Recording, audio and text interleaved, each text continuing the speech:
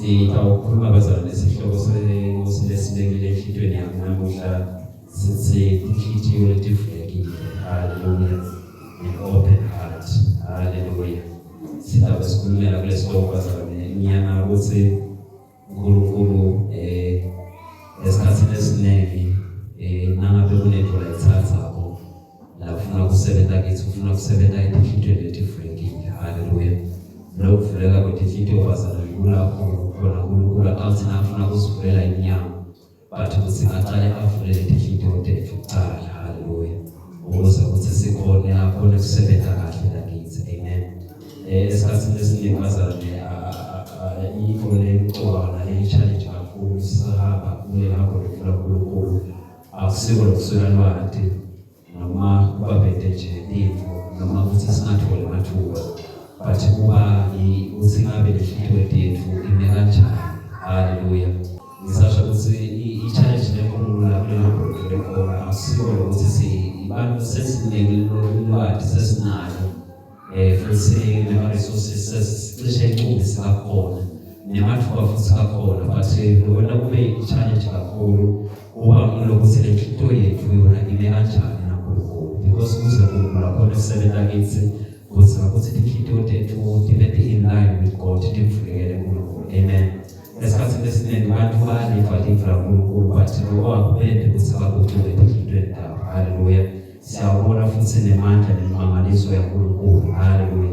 But lendlela respond lekhona kulelifa kaNkulunkulu kwethiwa ibazalwane wena ukuthi inhliziyo yethu tivalekile, inhliziyo yethu tinkulu tiqinile, futhi ngesinye isikhathi inhliziyo yethu noma sidawukathi tiba distracted. Haleluya. Ukuthi noma singalivale kulelifa kaNkulunkulu, but noma sikude meaning leliyendawo because ukhona la, but lenhliziyo yakho ayikho la. Amen. So nathawazana ngifuna ukuthi sitawena umthandazo ukuthi Nkosi manje uvule inhliziyo yethu, inhliziyo lethu tawukhona kuba sensitive lapho. Haleluya. Inhliziyo bazalwane tawukhona ukuthi tifundiseke. Haleluya. Nakunento litawuba sinomnyaka sithandaza ukuthi inhliziyo lethu ivumele ukuthi uNkulunkulu asifundise kabanti. Inhliziyo lethu tawukhona ukuresponda positive to the word of God. Haleluya. Haleluya. Inhliziyo futhi lethu ivumako lokuthi titransformeke noma inhliziyo lethu ivumako ukuthi sisiguqule. Haleluya. Yabona nami inhliziyo levulekile bazalwane ukuthi noma ngabe uyebona ukuthi kukhona lamahamba khona, but uvumele ukuthi livela kuNkulunkulu lona liguqule, because there is nothing letawukhona ukuthi iguqule lenhliziyo yethu ngaphandle kwelivela kuNkulunkulu. Amen. Nangabe sifuna bazalwane ukuthi simkhonde uNkulunkulu ngendlela lekahle ukuthi sivule inhliziyo yethu. Haleluya. Encwadzini bazalwane ivesi lekuqala sedlule likhona la ngebili encwadzini 2 Korinte lesibili lincwadzi kuvesi chapter 6 sitawucela kufundza kuvesi 11 kuya ku-13 bazalwane. Ngitawucela usifundze nkosi 2 Corinthians chapter 6 verse 11 to 13. Sikhuluma kini nini baseKorinte, inhliziyo yethu ivulekele kini kude lesinigodlele bona thina, kodwa ngini lenisivalele inhliziyo zenu. Ngiyalo-ke sengikhuluma njengeyise akhuluma kubantwana bakhe ngithi nani-ke vulani inhliziyo zenu. Umpostoli Pawulo labazalwane ubhala ukuthi ubhalela kini njengabantwana bethu. Haleluya. Lapha kuvesi 12 uthi uvesi 13 uthi nyalo sengikhuluma kini njengeyise akhuluma abantwana bakhe. Amen. Lokho ukuthi ngabe babe akhuluma abantwana bakhe laba phela ngakhulumi ukuthi ngelaba, but ukhuluma abantwana bethandayo, ukhuluma ngethando. Haleluya. Uthi mina ngikhuluma kini njengeyise akhuluma abantwana bakhe. Haleluya. Uthi lombhalo uthi ngithi nani-ke abavule inhliziyo zenu. Haleluya. La umpostoli Pawulo namafunza ngalelo Korinte bekuqala chapter 4 verse 14 uthi akusho lokho just because kuba kudema noma kuba lahla ngecala, but ukusho because ugcwele ithando enhliziyweni yakhe. Amen. Because uyathanda ukuthi abantu noma lebandla laseKorinte live kahle ukuthi noma ngabe bheka tonke letinto uthi nana babuye challenge ukuthi labazalwane siyashumayela kubo but mwazi ukuthi abakhona ukusivulekela kahle. Haleluya. So abancane labazalwane ukuthi ngikhuluma kini ukuthi manje nivule ikhitote njengoba nathi sinivulekele. Haleluya. Ukuze ukuthi sizobona ukuthi naku lesikhanyelako uhlale uphile because akusiyo nje ukuthi akhulume lokubhadalela kubo but ufuna ukuthi lokho akhulumako ukhona ukucula inhliziyo yakho, ukhona ukucula impilo yakho. Yebo ukuthi ilumelane nakhona. Amen. So uNkulunkulu bazalwane sithele kunakho uNkulunkulu ubuka inhliziyo levulekile. Amen. Nakunengoja uNkulunkulu la iphakathi kwethu ubuka inhliziyo levulekile. Esikhathini esiningi abantu baye bakujaje nje ngale appearance yakho ukuthi uyatubukeka kunjani. Haleluya.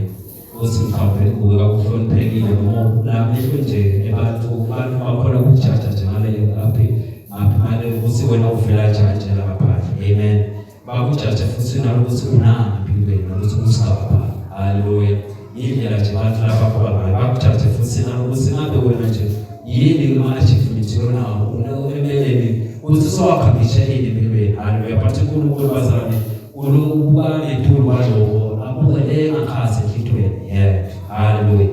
Asicela sifunze bazalwane nawufuzana First Samuel sitawufunza bazalwane namuhla. Amen. First Samuel chapter 16 verse 7. Ngicela sifunze bazalwane. Kusho ukuthi uNkulunkulu uyatija abuke ukuthi le ngaphandle lethu but uNkulunkulu isilukile le ngakhathi enhlitweni lethu. Nasokutholile Klaus.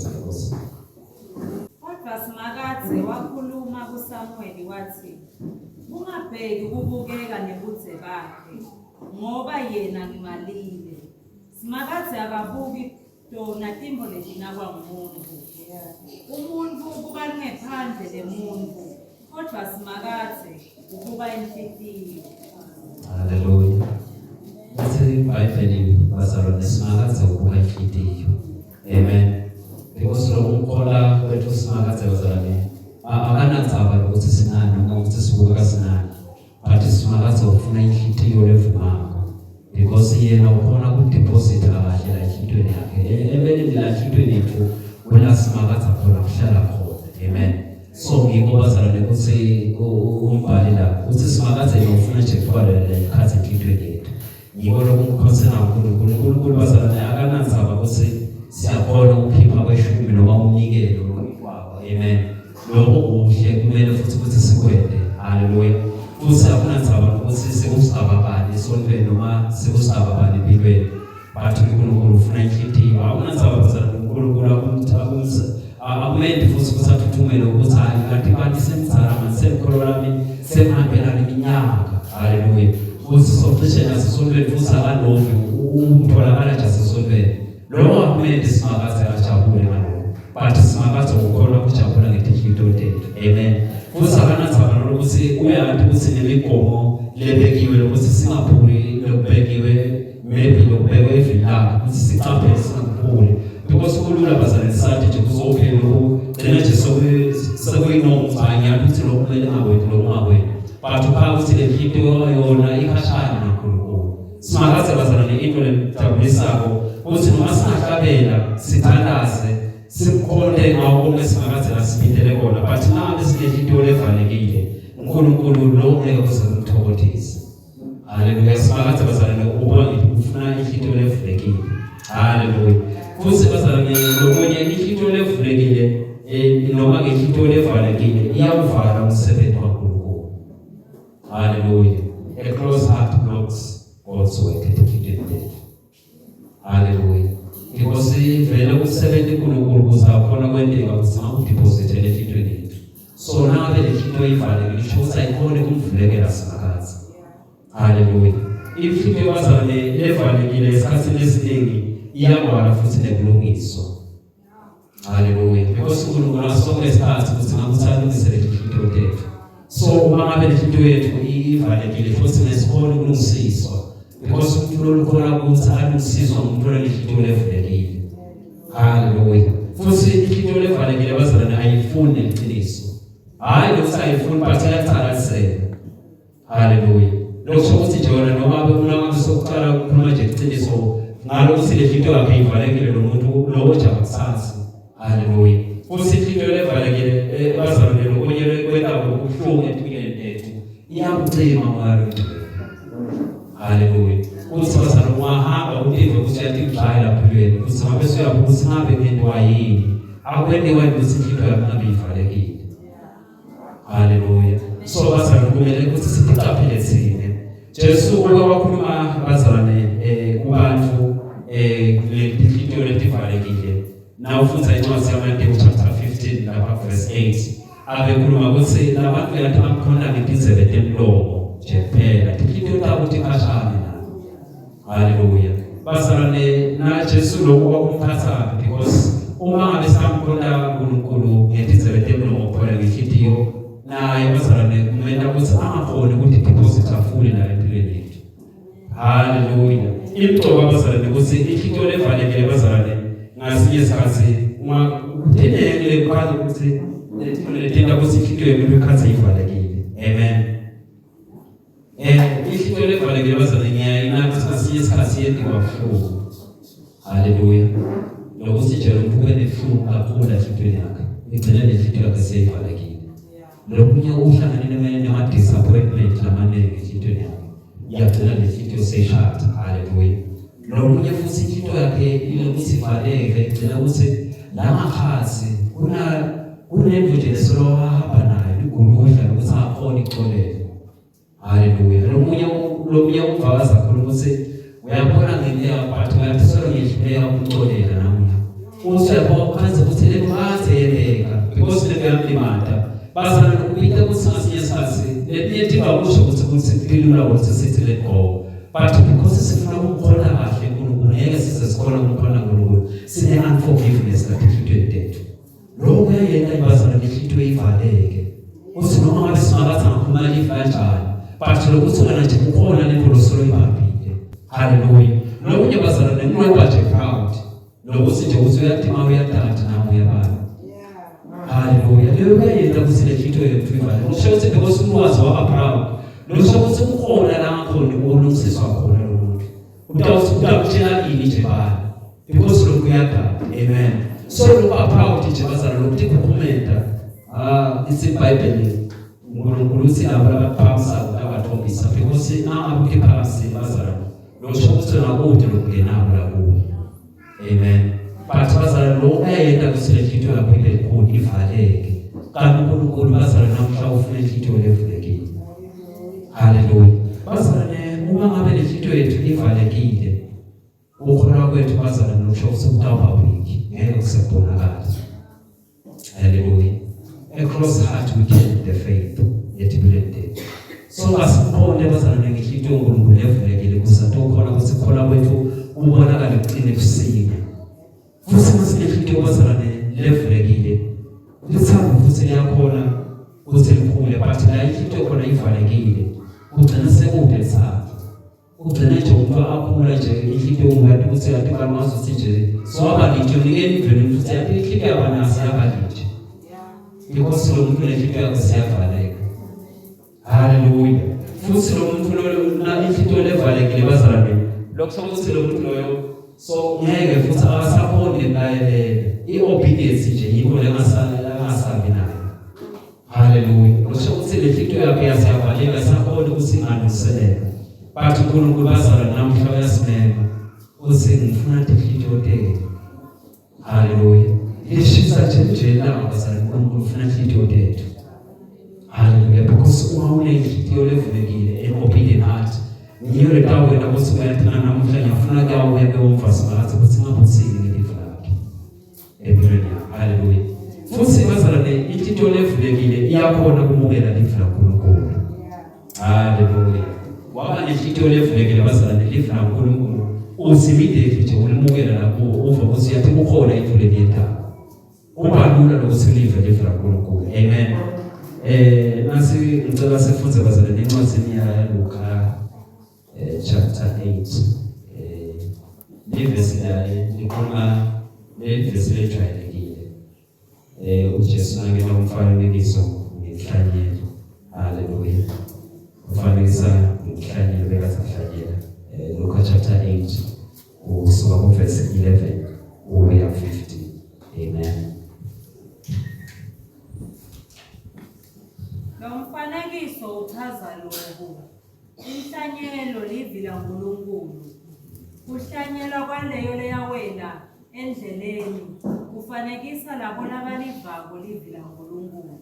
Bese kufika Sathane uyalisusa etinhlitweni zabo kuze bangakholwa funa basenziswe. Kuhlanyelwa kwaleyo leyawela emhlabathini losemadvaleni kufanekisa labo labathi nabalivako livila uNkulunkulu balemukele ngekuthokoza, kodwa ngenxa yokungalitshulisi kwabo etinhlitweni zabo bakholwa sikhashana, kuthi kungefika kulimwa bese balilahla phansi. Kuhlanyelwa kwaleyo leyawela emhlabathini losemanyeveni kusho labo labathi sebalivile livila uNkulunkulu, kodwa inhlupheko nebunjinga netinjabulo talo mhlaba kubaminyendele bathele lithelo lingavuki. Kuhlanyelwa kwaleyo leyawela emhlabathini lovundile kufanekisa labo labalivako livila uNkulunkulu baligcine ngekutithoba lokukhulu babeketele baze bathele lithelo letihle. Hallelujah. Hallelujah. Nawe nishito levulekile bazalwane. Wenda kuthi lelivila uNkulunkulu lilungele kahle. Hallelujah.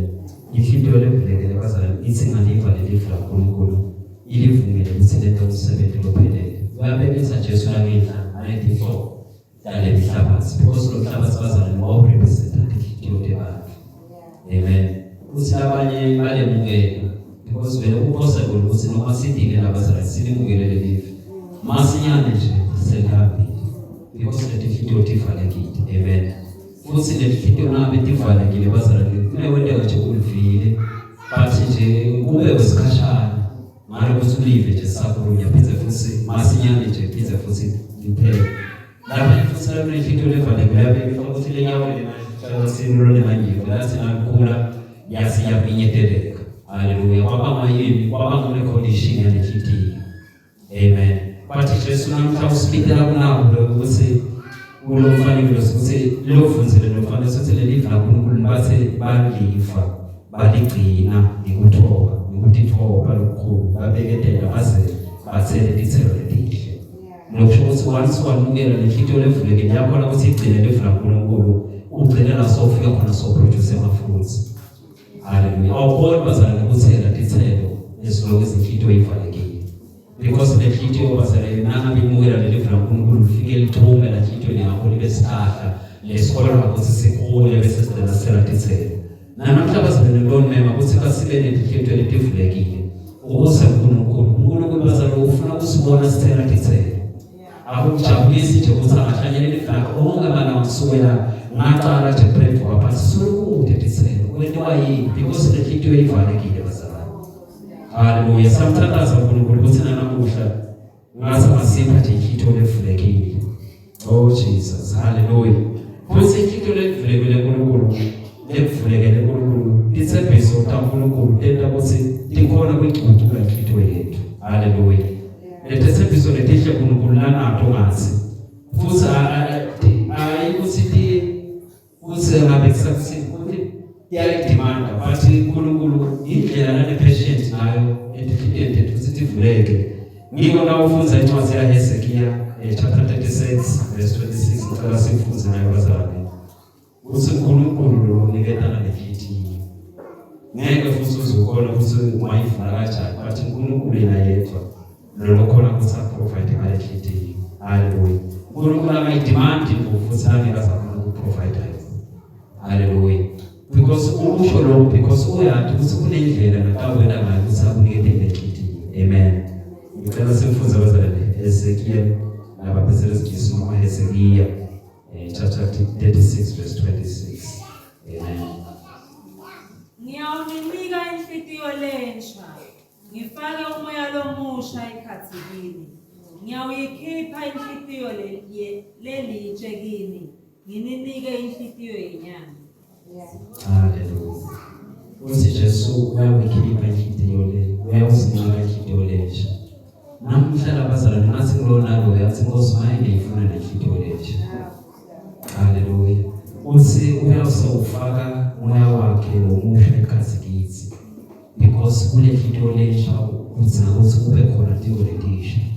Nasivulekela khona kubazalwane njengoba nje uNkulunkulu akayidemand lenhliziyo. But uyandibuzela uyiphethe but ufuna a willing heart. Uthi Nkosi umuntu awukhona kunsethe Nkosi mina ngiyenzinga lenhliziyo. Ngayithola kanjani? Uthi utawuzokhipha lenhliziyo lelinje. Lenhliziyo lelinje bazalwane ngibale ukuthi na inhliziyo leseyalimala kakhulu yaseyavaleka. Lenhliziyo leyaba nema disappointment yaseseyikankulu. Hallelujah. Lenhliziyo leyaqala nje ukuthi kwaqala ukugcwele pride. But uNkulunkulu kunenhliziyo lenhle afuna ukusinika yona namuhla. But ufuna ukuthi yena lokuchaza uNkulunkulu akwamanzi umuntu. Uvele nje abeke lentiliso lakhe lesebele bese kuya ngomoya umuntu ukuthi uyadikhethela yini. But uNkulunkulu bazalwane wethembekile.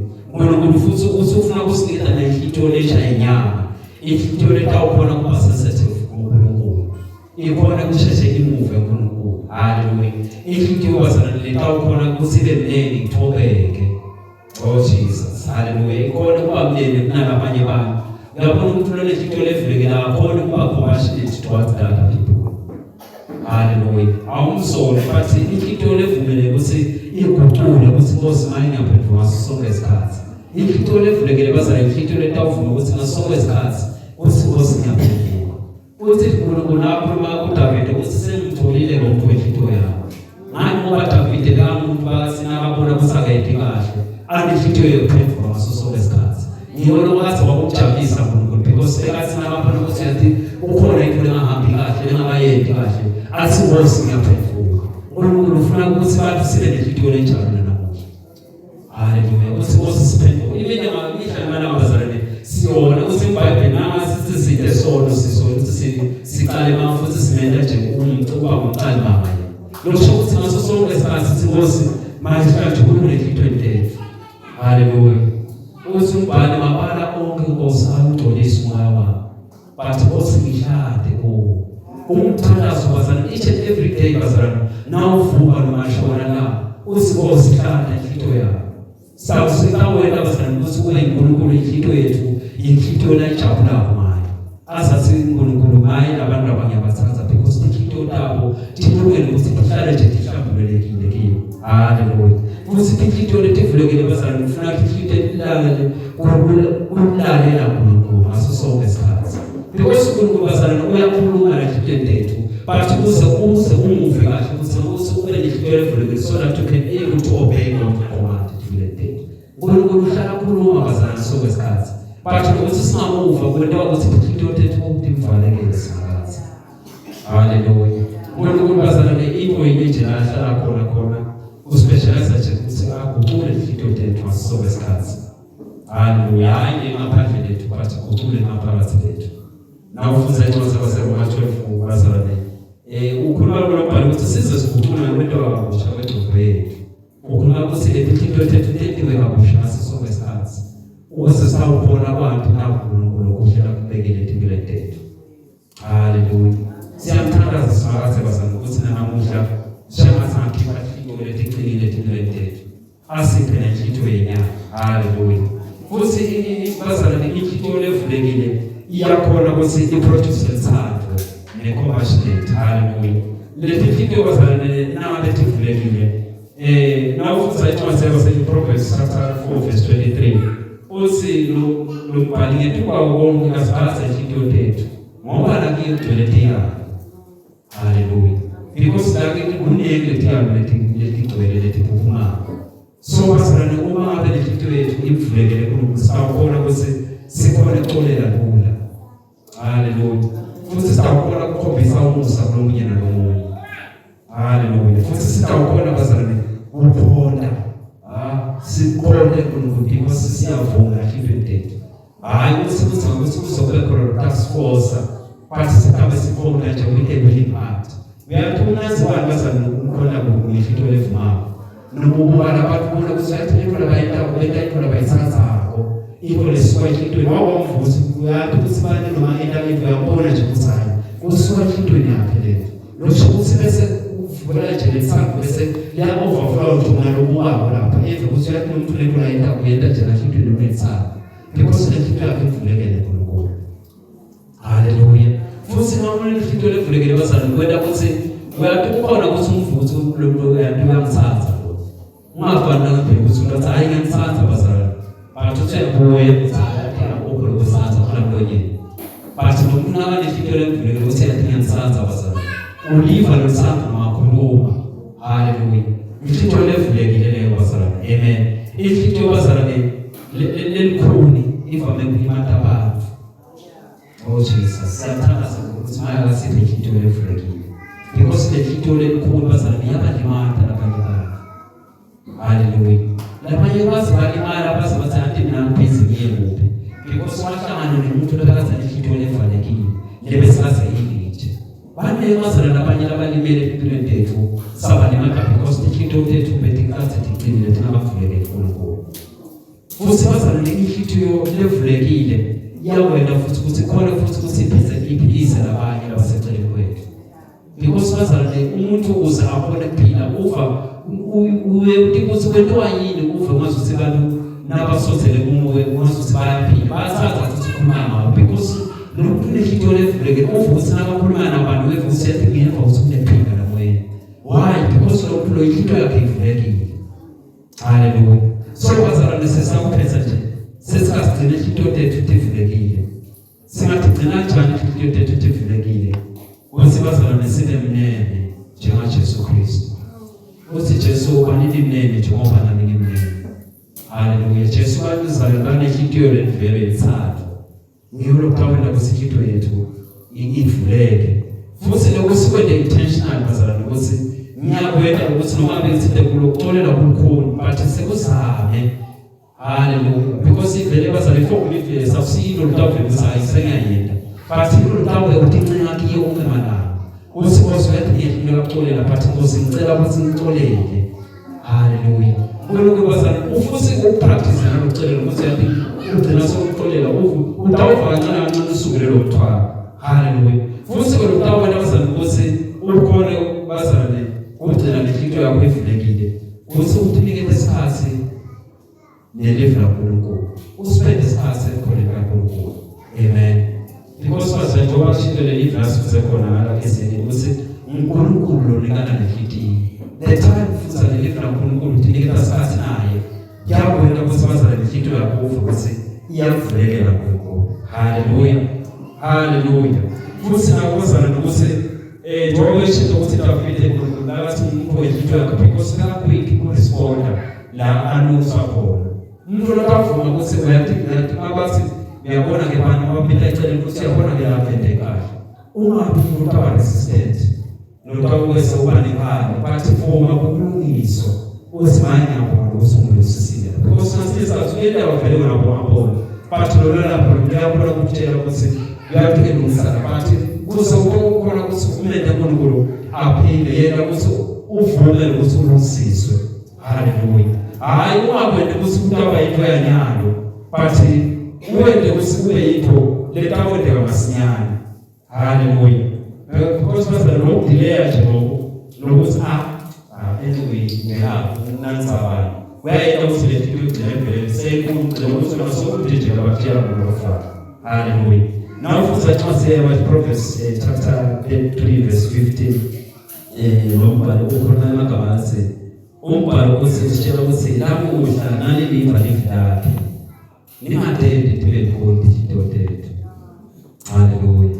Usinanga besiliva lelivulakhe nasingadede tibe khona izinto tethu. Ngalowa nimelane naye. Haleluya. Namhla bazalwane nasiliva lelivulakhe asele ukuthi sheshe siphendule because lokuphuka phendula bazalwane lokho nawo tasidela ukuthi ihluthu tugcina tikhona. Namhla uNkulunkulu bazalwane hayi ukuthi usipitela ukuthi sibe perfect but usipitela ukuthi ngilolelo yabatholakala alese ukuthi Nkosi nami. Haleluya. Ukuthi Nkosi afuna futhi nemandla but ufuna umuntu osangena ukuthi Nkosi ngiyasangena kakhulu ngiyathinikela. Haleluya. Futhi umuntu lotawuthi Nkosi ngita ngehluthu levulekile. uNkulunkulu bazalwane akunandzaba ukuthi uke walimala kangakanani, waba disappointed kangakanani. Hallelujah. But uNkulunkulu usingamnikela ihlito lesha. Lo mlayeto ubolethelwe yi-Apostolic Faith Church Zombodze Media.